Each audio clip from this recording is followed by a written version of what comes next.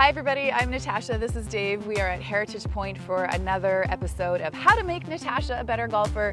Today, Dave, I wanted to work on making better contact with my irons on the fairway. We golfed last week, you watched me, I kept topping it, I kept hitting it thin, and finally, on the 17th hole, you yelled out, "Take a divot," which is what I need to get better at.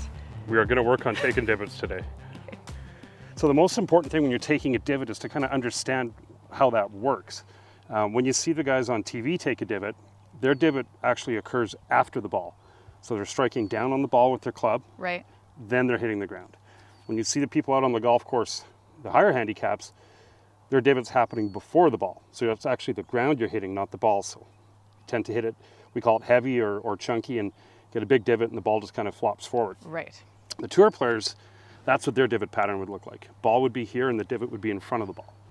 Okay, so talk me through this. We're on the fairway here. What do I need to think about before taking my shot? Really, the first thing is you got to hit the ground. If you're going to be able to get down and get that ball, you've got to make sure that your club can hit the ground when you hit it. Right. You don't want to just kind of skim it. You don't want to miss it.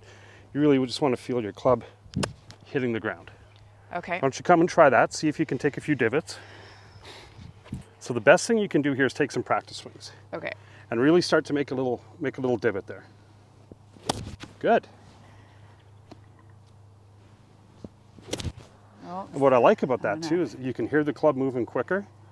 You're getting all the way to your finish. You're accelerating. That's I'm perfect. forced to go faster to actually take the ground out. Okay. And you're actually making your divot. It's great. Okay. Shall I try hitting one? Yeah, let's hit one. Okay, but I'm scared I'm going to hit you. Won't. I'll move.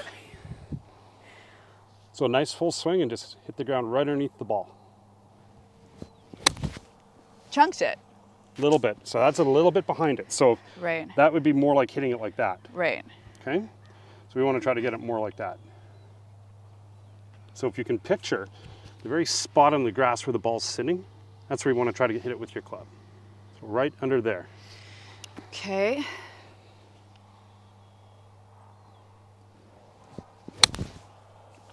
That's perfect. I'm over and that's pretty good for me. Yeah, you got a little divot there.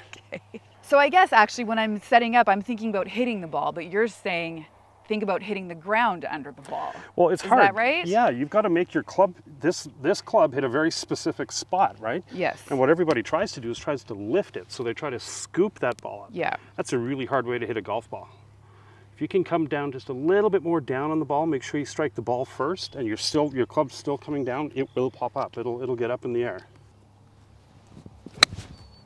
Ooh, that sounded good. That's so good. Look at it. I hope you got that. Okay. That was terrific. Okay, so the biggest takeaway I think that I got was not to hit the ball or not to aim for the ball, but aim for the ground under the ball. Yeah, hit the ball, then the ground, and it will pop up. Every time. Every time. Guaranteed? Every time. Love it. Okay, thanks, Dave.